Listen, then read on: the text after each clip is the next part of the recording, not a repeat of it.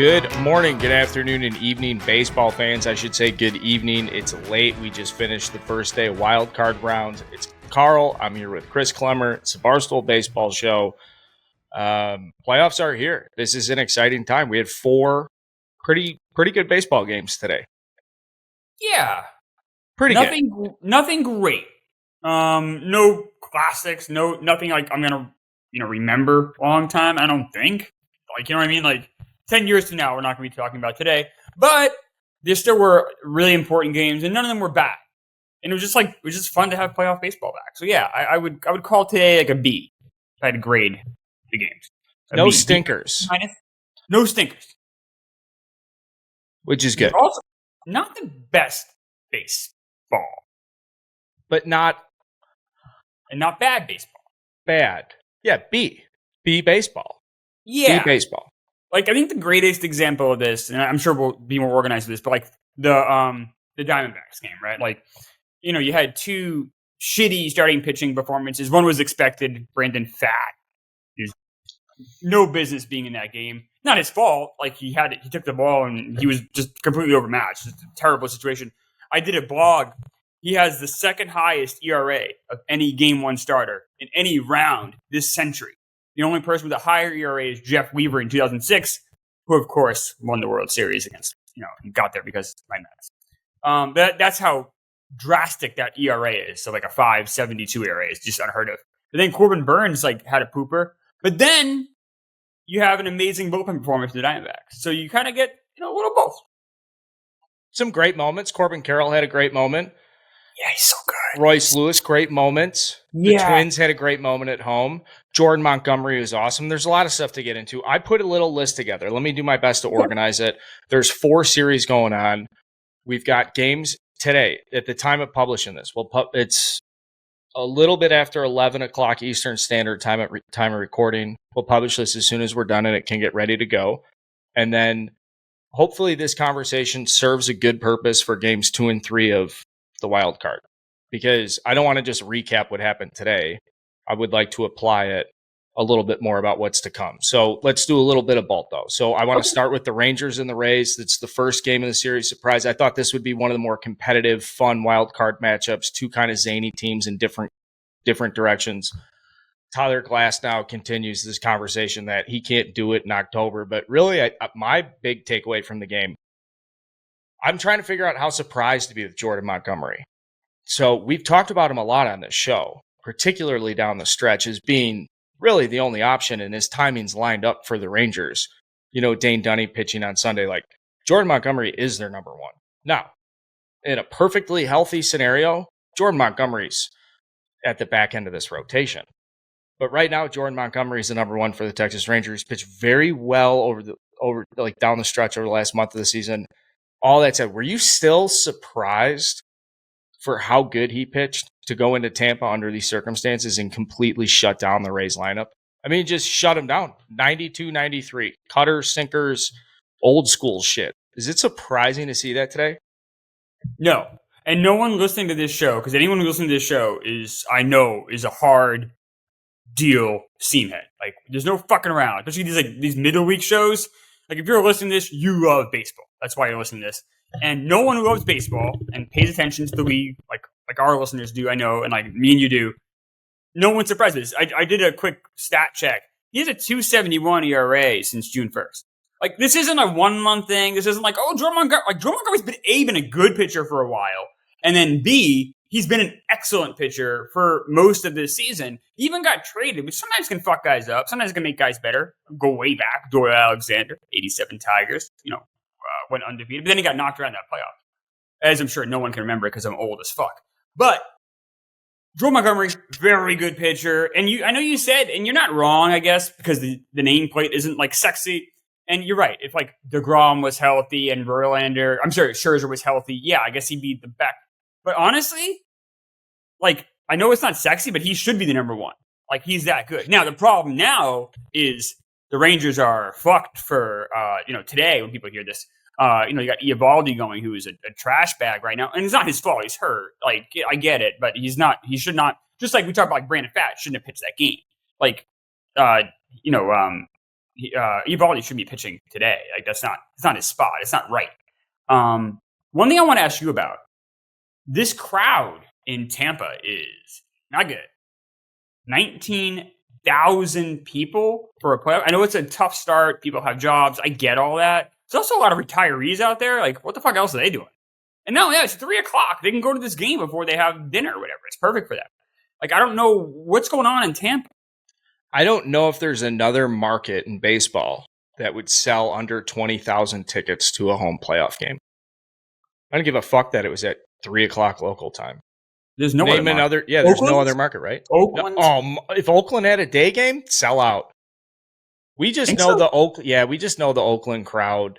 The Oakland crowd, if they were good enough to get themselves in the playoff and they played competitive baseball season long, those stadiums rock. It's a Miami. I'm just throwing shit against the wall here. I'm just trying to think of the worst markets.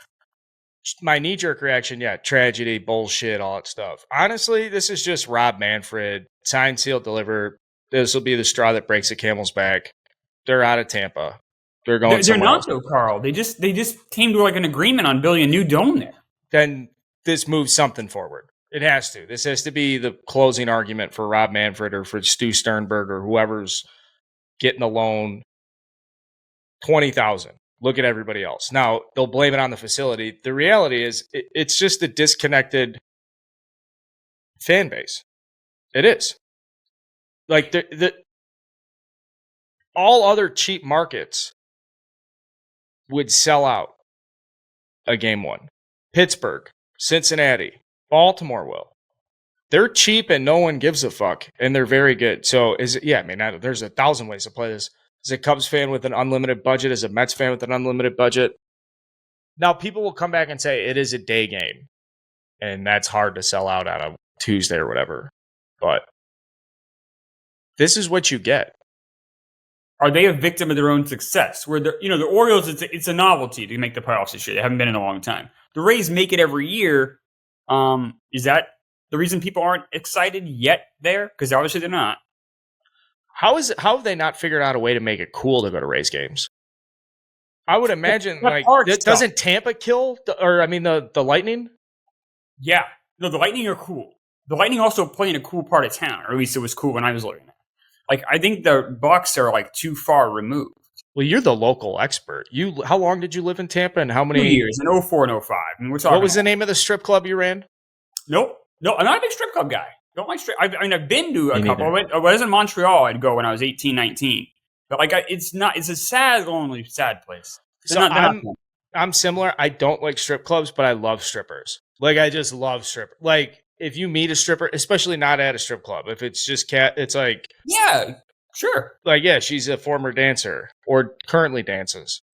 I think out of the strip club element, I'm fascinated by strippers. Inside, like, I'm smart enough to know you don't like me. I know. Yeah, it's all this weird facade. I will be honest. I don't think I've ever met a stripper outside of a strip club. I would very much enjoy talking to them. I'm sure they have interesting stories. I always love a good story. Coming to a dog walk near you. Check that one out.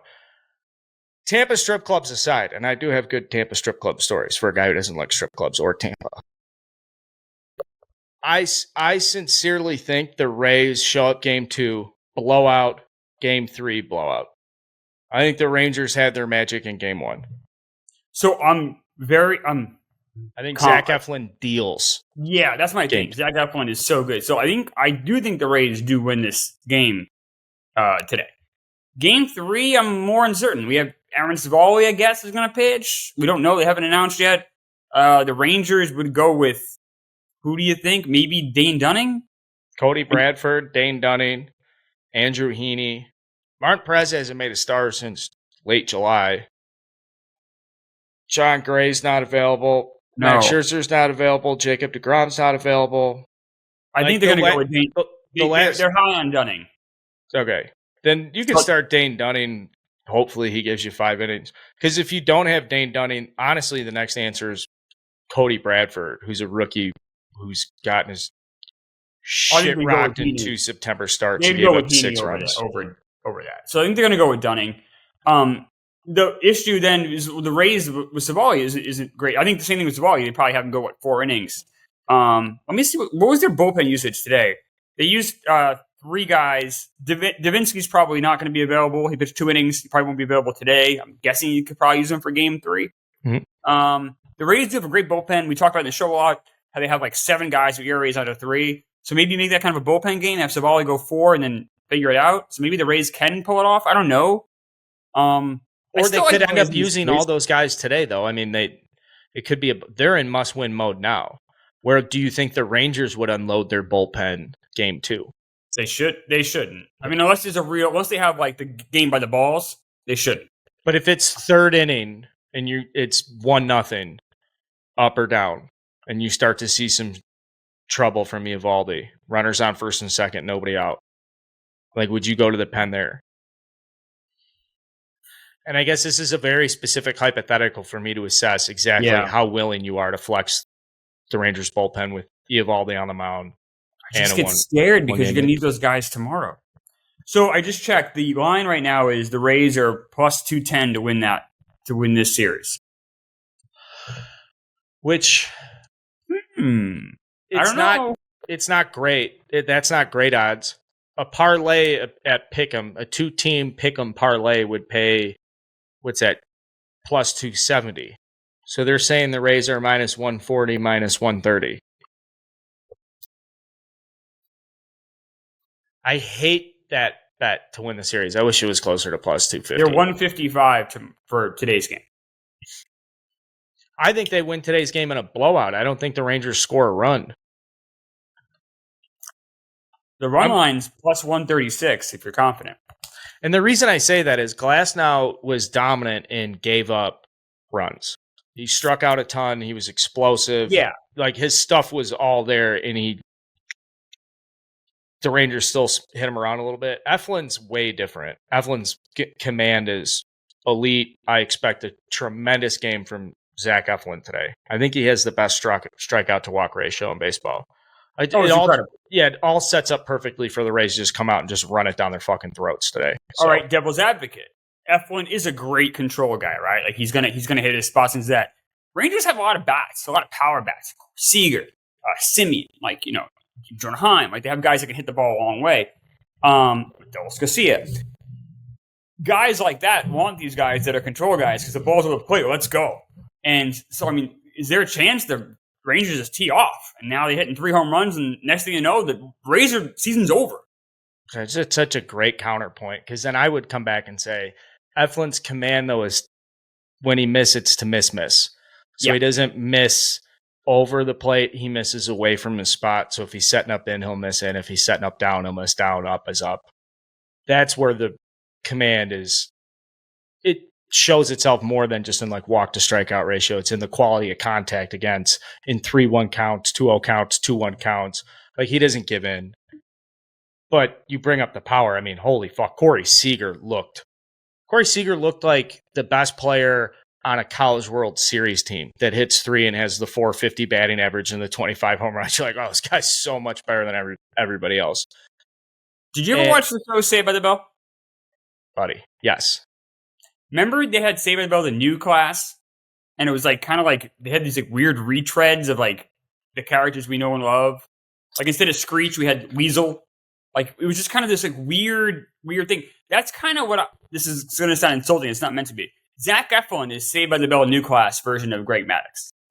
Like you're right. Like he won't give in, but he's not as good. Like you're not watching, but it's still like I can still like watch the new class if I had to. It was like I remember being a kid. I'm like, I'll watch it. It's on. And that's not an insult to Zach Eflin. That just shows you how great Greg Maddux was. It's a great drop in.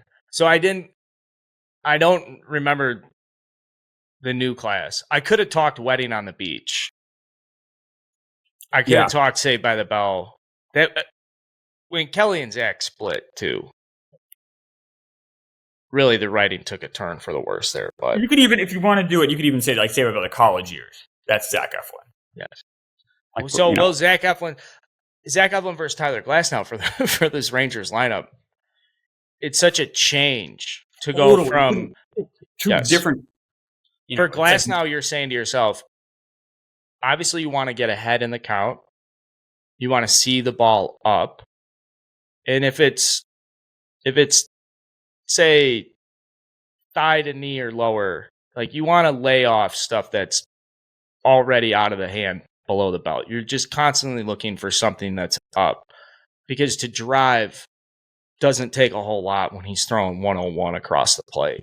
The hard thing is the ball moves so much. You're trying to get a flat pitch. 1 out of 10 pitches might be flat. But the Rangers didn't miss in their spots today. Like, they got a lead against Glass now. They hit it when it was over the plate. It's just going to be a complete different ballgame with Eflin. And as I say all this, I realize I could do like 3 hours on the difference between Zach Eflin and Tyler Glass now. I don't want to, but I'm just compelled in the dichotomy between the two guys at the top of the rotation for the Rays. I got to give a hat tip to Blind Mike on the Kirk Minahan show for bringing up Saved by the Bell, the new class today. Just got in my head. It's an earworm. Can't shake it. Speaking of which, I saw, can we just talk for a second, Kirk Minahan show stuff? Because I listen casually and I'm very entertained by the show. I noticed that you had said it's entering like a golden era of Letterman. Kirk's first producer was this guy, Steve Robinson, who was this very like right-wing guy. He was very politics-driven. And the show he's the main director. He's in Maine politics or something. Yes, he works for Maine newspapers. Kirk's like the first like era of like KMS. Like Kirk had a lot of like axes to grind. Like he was still like, he just got let go or got taken off the air by his old radio station. He definitely had like some battles, and he fought those battles. And era 2 is this guy Dave Cullinane was produced. He's kind of a goofy guy who I like Dave a lot, but you always like the old joke about Dave was always kind of checked out. And now they have Coleman, who used to be at Barstool, and this guy named Gus. And now it's just like, you know what the right words are, but I think the closest comp is like Letterman in the 80s on NBC, where it's like just insane, funny stuff happening like every episode. That's kind of where we are with the show now. Was Gus wearing a shot collar? Gus wore a shot collar for his job interview on the live show. And then he showed up at a bowling alley with a wedding dress from someone who was supposed to get married at the live show. Like, it all kind of connects back to each other. It's like a quilt. It all kind of stems to each other. But it is the last, ever since I did this producer search, and the show's always been great. I mean, I started at the Kirk show. But this producer search, and now with these two guys in there, Coleman and Gus, who couldn't be more different. Like, it's just outrageously funny every episode. Are there any Kirk Minahan show fans listening to this right now? Oh, yeah. Okay. I guarantee it. I'd just like to say hello. It's a great show. It's a great community. And I think, did he train you? Like, did you learn how to do shows and from being around him, or did you go into that with any type of sense from following Francesa? Or like, what did you learn from doing that show? I mean, obviously you grow up with Francesa and Howard Stern. That's what I grew up listening to when I was a kid. Junior high school, like those, but then Kirk, I mean, I was doing a podcast literally in my buddy's basement about pop culture. And that my buddy ended up getting a guest producer role on Kirk's show. And then Kirk found out I'm going to do that. And then Kirk ended up bringing me in basically once a week for a year. And you learn everything. Because it's like, I had never been in this environment before. I'd never done like a serious like podcast where like tens and tens of thousands of people are listening to it every single episode. And dealing with that, like some people are going to like you, some people are going to hate you, and kind of dealing with all of that. And also just kind of seeing how Kirk approaches things like that. And like how does Kirk going to react to things? He's very smart, and how he kind of handles stuff. So you learn a ton from just being around him, and just like being around. It was great entry point, because I was like the sidekick on this show once a week. So it was kind of like, it was very intense for me, but it was also kind of like not that I got to kind of wade in the kiddie pool for a while. As far as I wasn't doing it every day. I was only in once a week, and then so. Just being there once a week with Kirk, where I didn't have to do it 3 days a week like Blind Mike did. Like it was a little easier course for me. And no, you learn everything. Being around Kirk, you learn everything. I get like a Zach Greinke vibe. I'm not calling him Zach Greinke, but I'm saying I mean that Zach Greinke comp to Kirk from the. Like if I ask my buddies who play for the Royals, they're like, "Oh, what's Greinke like?" They're like, It's Zach Greinke. He's like on a completely different stratus. I don't even know. I thoroughly enjoy the Kirk Minahan show, and I can't say enough nice things about being a host, watching the way he does his shit, all stuff. And now if someone showed him this, he would just be like, "Shut up, you're being a pussy." But just my broader point of there's just this blanket of seniority in knowing what he's doing in command. Oh, no, like, the ranking comp thing is pretty fair. Like, Hall of Famer, but completely unique. Like, there's no one at Barstool like him. There's no one really like him in media. And, like, it was cool when I got to, because he was the number one show in Boston.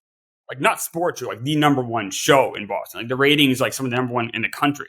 So he had that whole background. And then he goes to Barstool and do the podcast for a few years. And then I got to jump in, like, year 3.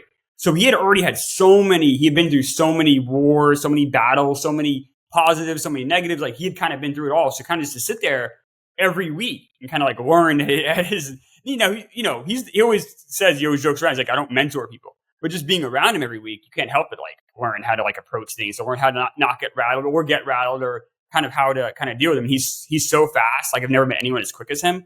So you like, if I can be in a room with Kirk Minahan and keep up to some level, then I can probably do a show with anybody, and it kind of gives you this confidence. Do you think Kirk watched any of today's baseball? I don't think so. He says he's not really a huge baseball fan anymore. But then if you like, I think he was a huge fan of the 80s and 90s. Like, you ask him any baseball trivia from 80s and 90s. Like, me and him once in a while, we'll talk about Immaculate Grade, and his like stuff is like super deep cuts in like he'll like drop a Dan Pasqua, or just the Wayne Tollefson. Like, he'll drop those old school references, and you're like, oh shit. What would he have thought of the Brewers Arizona Diamondbacks game today? I think any old school baseball fan would be, I don't say annoyed by it, but it's definitely new baseball. So like, you have these 2 starting pitchers, one of them's a Cy Young guy, and neither of them, can even make it to the 5th. It's just not the baseball that we grew up watching, and I'm sure. But you got to give hats off to like Torey Lovullo, like the way he handled that bullpen, the way he went 6 in the 3rd scoreless, using a number of different guys, not all of them household names, and cobbled together a win from a near certain loss. Brandon Pfaadt out there, it was great. Now, I have some concerns about the series going forward for them. How about that transition, by the way? Like, that was pro level by me there. You have Gallen and Kelly. Yeah, I'm taking the credit from you on that one. Yeah, well, no, I kind of gave me out, but then it's just a nice fluid conversation, because it is interesting your background, how you got here, but I do like talking baseball with you, and we're in the middle of all this fucking. I'm like a little anxious about the next couple of weeks because the playoffs, and want to get it right, make sure we're doing a good job. So hopefully, if you're listening to the show, you guys enjoy the next couple weeks. We've got a lot of work in front of us. But the Kirk spinoff, anytime we have a chance to interject little personal stuff organically like that. But I am sincerely, if he was watching tonight's game, he would have been disgusted with the fact that the Diamondbacks started Brandon Pfaadt. Yeah, and most. But I mean, I understand why they did. They kind of had to, and that's the nature of the beast. That's why like getting that bye is so huge. You can rest your pitching staff and kind of line up the guys you want to line up. So the Diamondbacks have a huge edge, right? They won this game. Obviously we know Woodruff's out for the Brewers. The issue is Gallen and Kelly aren't as good on the road. Now this Brewers team can't hit. We kind of saw that as the game went on today against some of those bullpen guys. I don't know. Everyone's kind of saying, "Oh, this is a lock. The Diamondbacks have this thing wrapped up." Gallen and Kelly. I think they're probably right, but I'm not ready to nail the coffin down yet. Gallen and Kelly on the road are a little different than Gallen and Kelly in Arizona. And Zach Gallen's demeanor doesn't lend itself to these fuck you October moments. Now, that could go the other way, where he's so cool and collected, and you put him on a big stage that works against the hitter's excitement or the big platform, the bright lights. He doesn't have the adrenaline, is what I'm saying. You're not going to get Zach Gallen completely dialed, locked in. Some guys could go to that place. I'm not going to say a name, but there's names out there. But isn't that a good thing? That's what I'm saying. I don't know yet, because I cannot think of an ace that was as regulated as he is, or his heartbeat is so. I prefer that, because you don't want a Rick Ankle situation where the guy's throwing the ball. I mean, it was the first round of the playoffs back then, and that's when he melted down against the Braves. I want to compare that though to Lester and Lackey and Arrieta and the guys that huff and puff on the mound, like that hate the batter. Now, may not feel that way in the regular season, but can go to a place where they hate the batter. Yeah, all they want to do is see you fail and talk shit. They'll go to that place. Yeah, Gallen's not going to do it. We both know that. That's just not going to happen. Here's an interesting one for you. So I told you how the Braves were. The Rays, were plus 210 to win this series. Okay, even though they're down 0-1. The Brewers are plus 210 to win that series, even though they're down 0-1. In my perspective, I think the Diamondbacks have a much better chance of winning that round than the Rangers do. I'm sure both win. They're both up 1-0. What do you think? I think the Rays are solid to like plus 210 is a solid. I wouldn't take it. I wouldn't take it, but I think that's a very solid bet. The Brewers plus 210 to win the series is stupid. No thanks. What Maybe are the Diamondbacks then? Are they minus 290, minus 330? The Diamondbacks are minus 250. The Rangers are minus 250, right there. That to me is crazy. Diamondbacks minus 250. Like, I might lay that fucking juice, pal. Put enough down where it makes it worth That's an insane thing to say. I would not lay that juice. But especially with Woodruff being out. Now, don't get me wrong. If you watch the show, especially the Sunday shows, you know how much we talk about Freddie Peralta. The guy struck out 200 batters. Guy I really like watching pitch. Very good. And Wade Miley is no schlub. I mean, this is a very decent pitcher to be in there. So it's not like, they're stepping down. Oh, I really like Woodruff. They're not going from Woodruff to, Jordan Lyles. It's not like that. But still, like, that Brewers team, they can't even hit. I don't know. It's very weird to me. That's a weird thing to me. Gallen and Kelly waiting in the wings like that. Yeah, they blew their load with Corbin Burns tonight against Fate. Especially taking a lead, too. Just a brutal set of circumstances for the Brewers. Where almost, if you have a 3-0 lead and Corbin Burns on the mound game 1 of the wild card, like, you don't deserve to advance. You just don't. So the deck's stacked, but I do like the comparison. The deck is stacked so much more against the Brewers than it is against the Rays. We're in total agreement. So maybe we're missing something. I don't know. But if we both agree like that, it's hard to hard to wrap my head around that. I don't know. I had an insight today watching Devin Williams pitch that I want to share with the audience because it was a light bulb moment for me. And if other people know this stuff, that's fine. Then I'll be stupid. But I like light bulb moments, especially in a game where I always feel like I know so much. So Devin Williams is willing to pitch when it's tied or if the Brewers are down. I guess I'm trying to think of a smarter way to say in non-safe situations. Like Devin Williams will extend himself, where there's some of the elite closers over the last 10 years won't do that. Craig Kimbrell is one that jumps out. Josh Hader's a current one with Bob Melvin. And when I watch Devin Williams pitch the top of the 9th today, it made sense to me why some closers would not want to pitch tied or behind in the game. And it's because the level of patience hitters show Devin Williams while they had a 1-run lead is so much different than when they're down by a run or down by 2, and you just have that sense of pressure on your shoulders. And I know that, like, you and I don't, like, I know there's always going to be a gap when we talk about stuff that I can't quantify, and it's just more of like a gut feeling. And I'm telling you, like, man, I just have this like weird, I'm just watching it and I'm thinking to myself, it's a completely different like fight when Devin Williams is on the mound and the Brewers are losing, because then the hitters have the advantage late game. It doesn't really matter. You can take that change up that's coming in thigh high. You can take to 2 strikes. And I just wonder how much that impacts closers that have swing and miss stuff. Like Kimbrell has the slider that hitters are willing to swing at because they're so antsy to hit. But if, hey, dude, like I'm down or I'm up to, like we already have the advantage, like I'm really looking for my pitch. And so that was something that kind of jumped out today where I was thinking, man, if I was a closer and I had swing and miss stuff, like I can understand the difference between having that late game 1-run, 2-run, or being tied and down completely changes the way hitters approach you, and ipso facto changes the way these pitchers feel about their stuff. Yeah, I'm so glad you brought up Devin Williams because there's like 9 different layers to this. That kind of the reason I love like playoff baseball. So they bring in Devin Williams here in the 9th, right? That has a ripple effect on so many different things. I think he threw 28 pitches in that 9th inning. So now you can't use him, today. And that, once again, we're talking about how the Brewers are in a tough spot. Now you got even a tougher spot. Your closer is probably not available until tomorrow, if you even have it tomorrow. So there's a risk. Now, I love Craig Counts.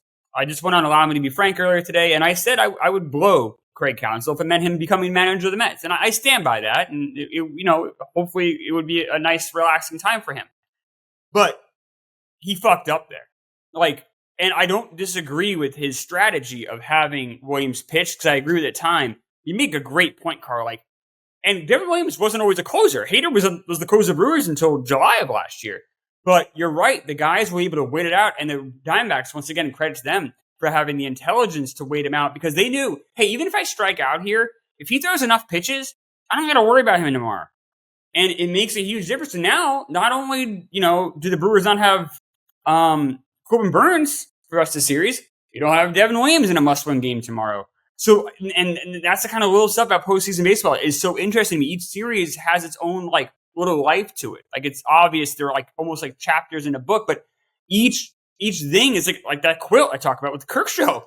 It all kind of wraps into each other, and every single thing you do pays off or kills you for the next couple games. Tiny little decisions, like what reliever do you pitch in the ninth in a one-run game that you're losing, could have a huge effect on the rest of the series, could end your season, theoretically. I have a solution for Milwaukee, and it's to stop selling beer if you're down in the game. Tied or losing. You can only sell beer if you're winning. The fans will be going insane. Because for as wild as Wisconsin people can get around sports, I just don't feel it. What is it, American Family Field? It's not a rowdy atmosphere. It's like a sloppy, drunk atmosphere. It's like I had too many beers before the college football game started at 11 o'clock. I'm just a fucking sloppy mess in the tailgate lot. That's what a Milwaukee Brewers game is like. And in order to recapture that energy, I'm just trying to think of solutions here. Double the price of brats. But you're right. The crowd does always kind of seem a little out of it. I don't know. I've been to Wisconsin, lovely state. People there are very polite and nice, the people I encountered, but they don't seem to be too rambunctious. I don't know. I don't know. I'd call that a cultural thing that I think is specific and unique to baseball teams. Even when we started off the top talking about Tampa, how did 19,000 people come here? I tell you right now, Citi Field's going to be a zoo in a playoff game. Obviously. Yeah. But Wrigley Field in June, even if the Cubs are good and competitive, is still like being at a music festival. Everybody's just saying hi and hanging out. This shit's going on, but you're just trying to get a little buzz. You're looking for more sources of fun while you're at the event, trying to have fun. But I would say inherent to Brewers culture is, it's pretty laissez-faire. It's a fun place to go get drunk at. Boy, do people get drunk there. So let's put a bow on this because we're going long on Brewers, but it was interesting. It was an interesting decision to start fate. Corbin Burns had a 3-0 lead. Brewers season's over because of that. Now, I thought the Phillies and the Marlins would be a terrible series, and I think tonight's game is an example of that. And as we get into games 2 and 3, I think game 1 between Phillies and the Marlins is indicative of what this series is. The Marlins maybe were in it for just a little bit at the start when it was 0-0. Then you had the double to go up 1-0. But as soon as it was 1-0, you're oh, Philly's in control. They end up winning the game 4-1. So I put this down on paper. There is literally not one advantage the Marlins have over the Phillies. And even the Phillies they didn't play their best game. They played an average Phillies playoff baseball game today, and they won convincingly. So I'm ready to just put a fork in the Marlins. By the way, do people eat marlin? Is that a fish you can eat, or is it just sport catching Ernest Hemingway trying to get 1,000-pound marlin in the boat? I don't eat anything from the ocean. No. Yeah. Crustacean. I grew up in New England, and I still won't do it. Not a mussel? No. Oysters are natural aphrodisiacs. No. What if I bake a clam, Parmesan crust, spritz a little lemon on it? Still won't touch it. No. What the fuck, dude? What about a lobster bisque? No, it sucked. My father, we lived in New York till I was 9 and moved to New England. Died in a fishing accident. No, he is dead, not from a fishing accident. Sorry for your loss. We had a lobster every week at my house because he was so excited because it's so cheap in New Hampshire compared to what it was in New York. And I would always end up having to cobble. My mom would have to make me spaghetti or something I didn't, wasn't even chicken tenders or something that was kind of lame. And they're all feasting over lobster, and I'm just sitting there miserable. And this is every week at my house. So I have almost an anger towards seafood. Wouldn't that want you to have lobster more? No. Wouldn't the exposure to something you couldn't have that turns out to be the smell and texture was just too much for me. I'm very picky about certain things. Now, someone listening to this is going, did you guys know lobster used to be prison food? And I did know that. No. It's a marketing ploy to make lobster more appealing to the masses. I say they hit the nail on the head, though. Sometimes you don't know what the people want till you give it to them. Boys, I'm telling you, give this guy some fucking lobster. Shout out Supreme Lobster, by the way. #1 seafood distributor in Chicago. #1 lobster distributor, cold storage distributor in the United States. My buddy Johnny, slinging fucking lobsters. I've always said the best lobsters in Chicago, so it makes sense. Yep, thank you. We're talking baseball, though. Marlins, seafood, you won't eat it, and they don't play good baseball. Yeah, it's not that. It's just a mismatch. I mean, you have the best wild card team of these 8 teams going into the worst one. I mean, it's just not fair. And not only happen they're on the road. It's like they can't. This is my favorite bet I made. I got the Phillies plus 180 to sweep the series. It's like, yeah, I'll take that all day. This is just not fair. I think the only chance they would have had, honestly, would have been yesterday when they had Luzardo go, and he's their best pitcher. But even then, the Phillies actually have it's remarkable their splits. They have the very same batting average against righties and lefties as a team, the very same on base percentage against righties and lefties, but they have a 20-point higher slugging percentage against lefties. So I was like, oh, there's no advantage. The poor Marlins have nothing that they can do. Look, at the end of the day, it's remarkable they made the playoffs, especially when you consider that Sandy Alcantara has a down year. But I mean, so that's a hats off to the Marlins for a nice season. Maybe this will blow up in our face if the Marlins end up winning these 2 games, but I just don't see how this is at all a game. Like, the Phillies are just such a better team. It's not even, like you said, there's no advantage the Marlins have. It's just a complete, And I give the Marlins credit. 4-1 is respectable. Fine. They're going to lose tomorrow or today, whatever. 5-2, and then their season's over. And they go play the Braves. Yes. You made a great point. Rather see the Braves for 5 than 7. Yeah. Much easier to get 3 wins against the Braves in 5 games than it is to get 4 and 7. I still don't want to see the Braves at all if I'm any team, but yeah. It sucks a little bit because, in my opinion, the 2 best teams in the National League are the Braves and the Phillies. So I'd rather see them match off in an LCS, but looks like we're not going to obviously get that. Do you think between the Blue Jays and the Twins, either team can make it to the LCS? Yes. Okay. Now, they played today. Twins get their first playoff win since Bush's first term, George W. Bush's first term. Huge moment. Place is rocking. They're a good team that's utterly forgettable, that has no star power. They do have the best starting pitching in baseball.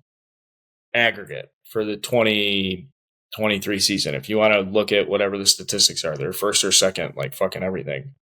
And I thought they'd come out and keep the Blue Jays off the board a little bit. I think 3-1 is an ideal game for the Twins, and I can see them sweeping it convincingly today. I can see the Twins coming out and just like killing the Blue Jays right away. 2 things I want to talk about. One thing. First off, the idea of curses. I hate this shit. It just drives me fucking insane. And I was having an argument on Pick Central about this, and they're like, oh, the Twins have lost 18 in a row. So, like, somehow that's going to infiltrate them in this series. And it's like, no, what happened in 2006 is no bearing at all on today, because it's an entirely different roster, none of the same players. And B, it's not Twins aren't losing because of a curse. It's because they're a small market team that usually would take advantage of a weak division. And then the second they get to the playoffs, they're facing a team like the Yankees, who have much more spending power, who have their pitchers lined up. Of course they're going to fucking beat the shit out of you. Now, it's also a mix of bad luck. Johan Santana, and it just didn't quite work. It just never quite matched up. Bad luck happens. But they weren't going to win any of those series anyway. So, yeah, it sucks they got swept over and over again. But that was not a curse. It's just it's a situation of, a team that just doesn't have the financial equity is not there. So I want to get that just out of the way. And I'm glad they finally won a game so we can end this stupid curse talk for once and for all. Are you good with that? Yeah, I like it. I'm very much in agreement with you that it doesn't matter that they got swept. But it's a nice storyline going into a game to say they're 0-18 their last playoff games. Can you believe it? I think it's a lazy media trope. It's like, I don't watch. You know what happens? You have a lot of people who've never seen the Twins this year, who have no idea who Royce Lewis is. And they're like, oh, they've lost 18 in a row. I can say that. I can sound like someone who's informative because like, I know this fact, and they'll say that with their chest out. They've lost 18 in a row. It's like, yeah, who's their number 2 pitcher, motherfucker? They have no idea. Okay, so I think it's funnier though on a personal sense to be like, all right, what have I accomplished in my life in the time that the Twins have won a playoff? Yes. Now it's different if it's the Marlins to say, well, this is the 4th time the Marlins have been to the playoffs. 3rd if you don't count 2020. Mm-hmm. Oh, the last time they won a playoff game. Like it's not that the Twins haven't been to the playoffs. It's like they're there all the time. Mm-hmm. Like. That's 7 or 8 playoffs appearances without winning a game. With teams that were never that good. You going to do that to Nick Punto right now? What's that? You're going to do that to Nick Punto right now? Yes, I am. I will do it to Nick Punto and Orlando Hudson, yes. Those were good teams. Those were scrappy teams, well-managed teams. They weren't against the Yankees or the Red Sox. There's not a competition. Correct. Baseball is better. Now, on the other side, I'm going to give the Twins some props here. You got Sonny Gray going today. This guy is awesome right now. He's always, unless he's in New York, he's always good. He's pitching as good as he's ever been in his entire career. I really liked him today. I'll be rooting for the Blue Jays because I did make a bet that the series would go 3 games. So, hoping that works out for me. But I do trust Sonny Gray way more than I trust Jose Barrios. Absolutely. And Jose Barrios might have a little comfort because he's pitched in Minnesota, so he's logged a lot of starts on that mound. Maybe there's a little something there. I think the Blue Jays are just consistently underwhelming, and I think what the Twins have, reminiscent of the 2005 White Sox team, which pulls on my emotions this time of year because it was such a great team of faceless guys that contributed above average together. And the Twins have 16 players that have at least 250 plate appearances. Of these 16 players, 11 of them have an OPS of at least 105. 5 of them have an OPS like 115 or higher. And of the 16, the 5 that have an OPS below 100, only 1 of them is below 95. Meaning, almost every single plate appearance that's coming from the Minnesota Twins, and all some sort of like regular uniformity over the season, has been at least major league average, which is a fan of a team that has consistently lost 90 to 100 games for the better part of the last 2 decades. That's an insane fucking thing for 16 different guys in a lineup. Not to have any massive glaring weaknesses, which then allows you over time at the end of the season. A good example would be Ryan Jeffers, the catcher for the Twins, who was a 2nd-round draft pick, I believe, in 2018 out of UNC Wilmington. He's too good for the minor leagues, but like didn't catch, wasn't a guy that came in and was awesome right away at the major league level. The last 2 months in the major leagues, I think he had a 975 OPS to close out the season. Homegrown catcher. So then you get like these little advantages for the Twins. Are like, all right, well, we know he's red hot, so he's our catcher for the postseason. Well, if I told you on paper, here's what the Twins like depth chart looks like, nobody gives a fuck. But if you're willing to look at it closely, like this is a perfect example of why the Twins are capable of playing good baseball this time of year. It's crazy, their story. I mean, they have a superstar. They're paying a superstar who's not playing like one at all in Carlos Correa. I mean, he had an abysmal season. And they still overcame that. And they did it with this, like you said, like a lineup that just won't quit, right? It's just like, good hitter after good hitter after good hitter. Some guys like Royce Lewis are great. Like he's performing at a great level. Ryan Jeffers is having a very good season. You're right, in like smaller doses, absolutely. But there's not really like the White Sox is a pretty fair example. Like that White Sox team, obviously Frank Thomas made the Hall of Fame, but he wasn't a major contributor to that team at all. No, like the White Sox are the rare 2005 White Sox, the rare World Series team that never doesn't have a Hall of Famer on their roster. They get no credit locally. No. This is a good opportunity for me to say locally, people don't routinely. The Sun-Times will leave them off the back page when they're doing photo collages of champions. It's really ugly how quickly people forgot about that team. In baseball history, one of my favorite teams, and them winning the championship is something I know where baseball is going 10, 20, 30 years from now.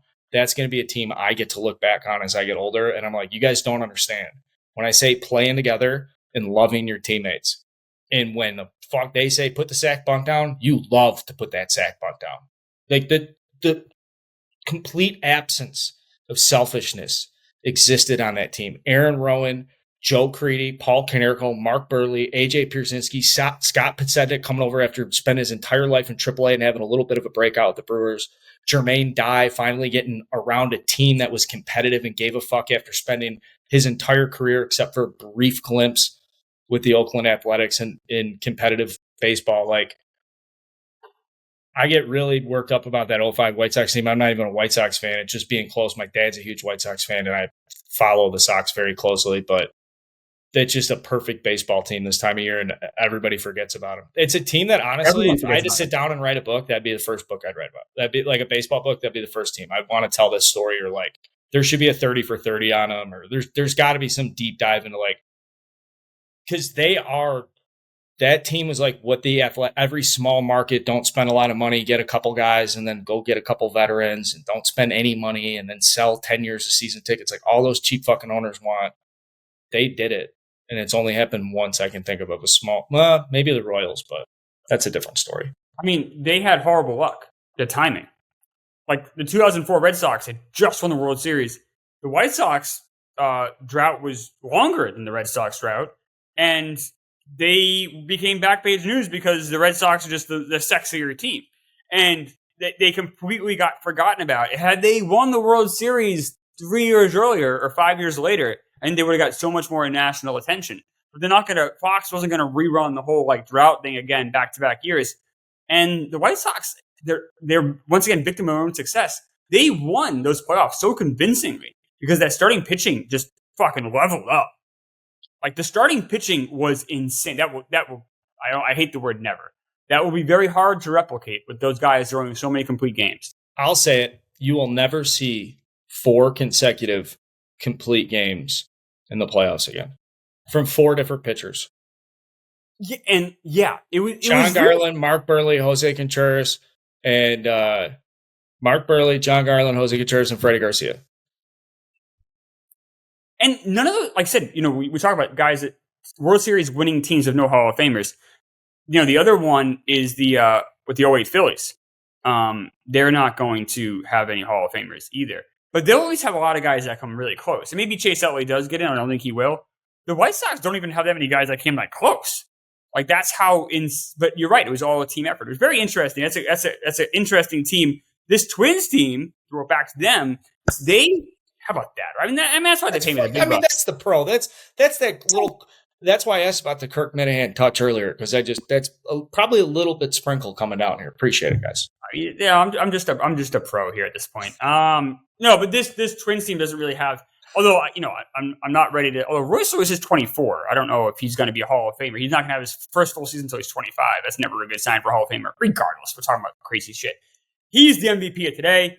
He had a breakout game. It should surprise no one. Like I know our listeners watch. I know national audience people are like, what is a Royce Lewis? But we all know who he is. We all know he's got 1 million grand slams. We know that this kid is something special. He's been a top prospect for a long time. And this Twins team is pretty interesting. Now they got Sonny Gray going today. I really like their chances today to wrap this up. If this does go to a game 3, I get nervous. Now Chris Bassett's not as good if it does go to a game 3 on the road. So that's a little bit concerning. I also just think the Blue Jays have more talent. And I always say, give me talent over everything else. If it goes game 3, I wonder if the Blue Jays actually would win. But I think there's a very good chance, and it would kill my bet here on this thing, that the Twins just take care of business today, and that's the end game. This Blue Jays team has to look inward at a lot of things. We can talk about that on Sunday or whatever. If they lose this series, especially if they get swept, they need to do some major soul searching. They need to really do a real look and maybe fire the manager and really look at some stuff because this team is way too talented to completely fall on their face year after year. I think that they're even in this situation gives credence to John Schneider getting fired. And when I say in this situation, like they're just clear cut. The best they could do this year was get on the road and go to Minnesota for the wild card. And they didn't have a chance to really ever the season to compete for the AL East. The only offsetting point is they lose Manoah, and they didn't know they were losing Manoah until it was like mid-May. So you got to give credit to Bassett and Barrios have stepped up towards the top. Kevin Gossman's got elite stuff. really, when I looked at the series, though, whoever won game one to me is just like a slam dunk for the series, which I know is cliche shit to say in the wild card round, but we've talked enough about the Rays to say, hey, if the Rays lose game one, I like the Rays in this. Like, I'm still compelled to lean towards the Rays in the series or say they've got a fair shot to win the series. In this case, it's like they're so evenly matched. The starting pitching, they're both great starting pitching staffs, two of the deepest in baseball, but the edges to the Twins. Both bullpens are very effective. Edges to the Blue Jays. The infield mix for the Twins, they've got a great mix that plugs and plays, and you can get productivity depending on the matchup of the line. Just for an example, they started 4 different second basemen over the last 4 games of the season. There's just like insane shit going on in Minnesota. Still, I'd give the edge to the Blue Jays. Of course. Shit go to the outfield. The worst outfielder on the Blue Jays is George Springer this year comparative to the other positions. Like, he's relative to other right fielders, he's worse than their center fielders to other center fielders, and the left fielders are to other left fielders. That's insane to me. I'm still inclined to say, you know what, though? I do like the Twins here. I actually like the Twins enough to say it could be game 5 of the championship series, and the national media is like, how about these fucking Minnesota Twins?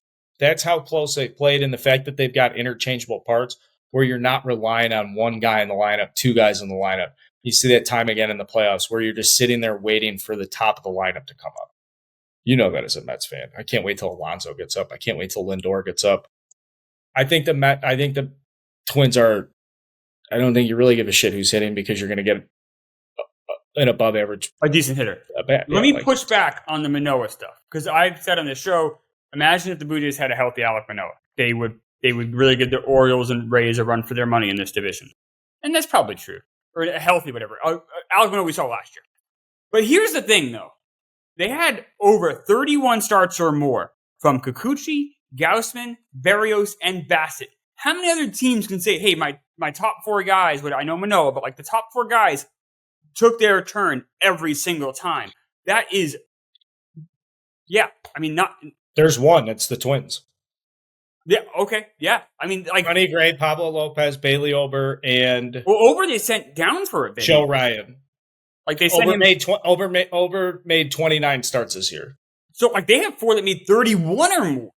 And they were, like, that... So, like, they got lucky. Now, they got unlucky with Manoah, but they got very lucky that all 4 of those guys all were healthy all year.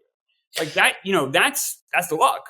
That's not always going to happen every year. And when that happens, you got to really take advantage of those years where you get the kind of, everything kind of works together for you.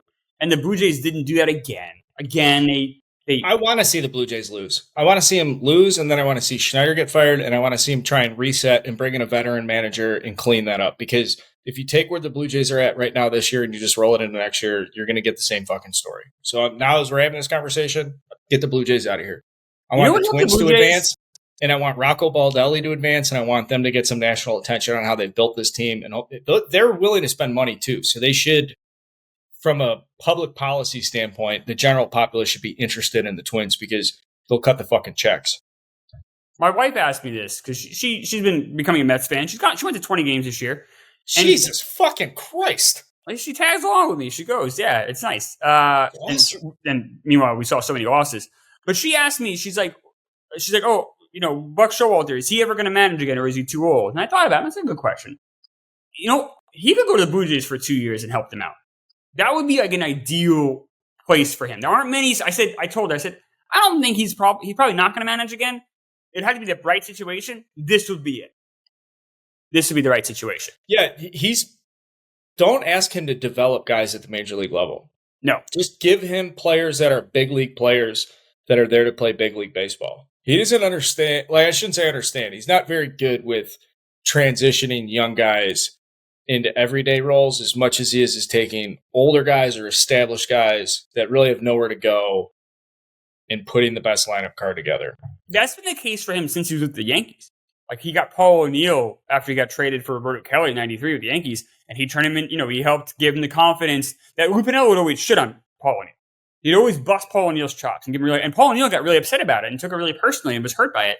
And then when he got traded to the Yankees and found a different culture, he's like, oh, I can just be myself and I can relax. He wins a batting title. Like that can happen. And I talked to Pat Ragazzo from Sports Illustrated, who was on Frank show, and he said Buck loves his veteran guys. That's who he doesn't.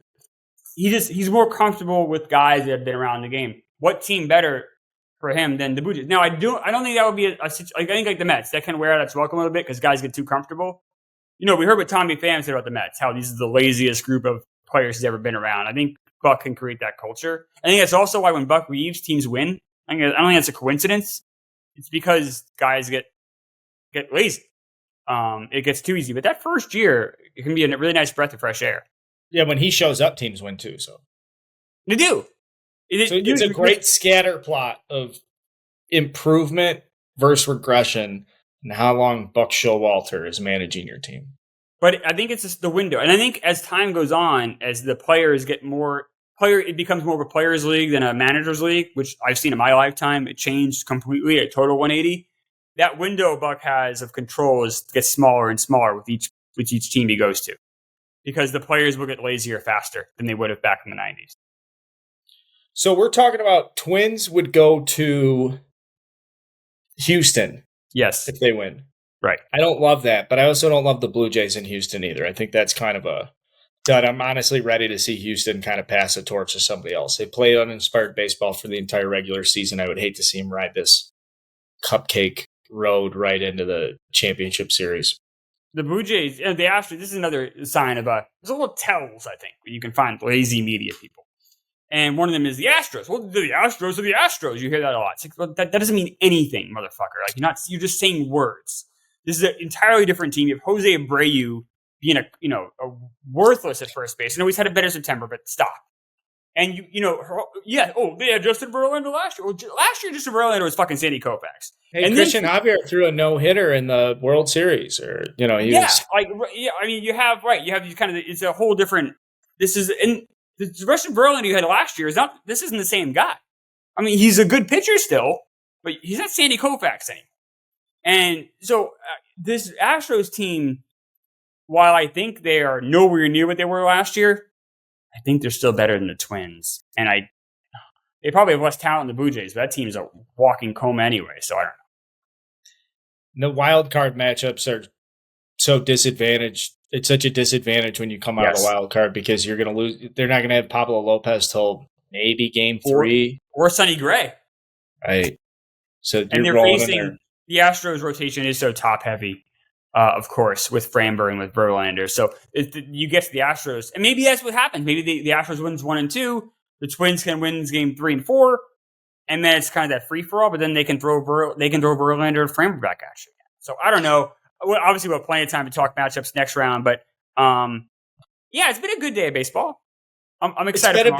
It's been a B. It set us up well for tomorrow. I would like to see 3 game 3s. I have a question for you before we sign off. Which of these 4 matchups is most likely to see a game 3?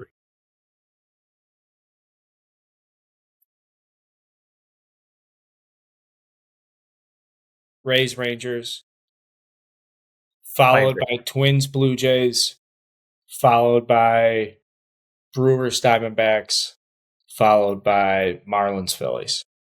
I agree with you, I think. I'm in between. I think the Phillies are unbeat. I think the Phillies are a distant 4th for me in that list. Okay. And the number 1, Rangers-Rays, is a 1 by a mile. And then you have the 2 and 3 are kind of like, I don't know what to do with those. But the Rangers-Rays, I think, is a very good chance of going to a game 3. Yeah, I'm pumped to see Berrios and Sonny Gray deal today. Me too. Yeah, I think there's some really good matchups out here. Zach Eflin in his first big playoff start. He has 10 appearances in his career. All of them have come with the Phillies, none of which have been starts. He got bumped from the rotation last year. He really never caught on with Philly after being a big name with Philly. So now this is really he picked the Rays. I think it was 3 years, $39 million. He could have gone other places for more money. He wanted to pitch in Tampa. Yep. So that's a really cool thing to take a look at. And then honestly, whoever the Rangers do, I know they're Eovaldi, he won't be in long. Every pitcher for the Rangers tomorrow, or today I should say, knows the opportunity in front of him and knows the deck is stacked against him. So that's a cool thing to watch as the relievers come in and even Eovaldi in the second inning when he's struggling and stuff. He's as much as you and I can sit here and be like, yo, the Rangers don't have anybody after Jordan Montgomery. Nobody knows that more than fucking Nathan Eovaldi. So that's a cool, like, to see him grind out what that looks like without his best stuff. It's a great time of the year. I'm most excited for Zach Gallen. I want to see what he does in a postseason start. I'm excited for that. Guys, this is Barstool Baseball. Subscribe wherever you find it. We're catching you up on the wild card today. We're going to be back for Division Series previews. We're going to record that on Friday, release on Saturday, record on Thursday, release Friday. Just stay patient as we work through this. Everyone go follow Chris Klemmer. Send him a nice DM. Say thank you for your participation and dedication to the game. It's unmatched. It's unmatched.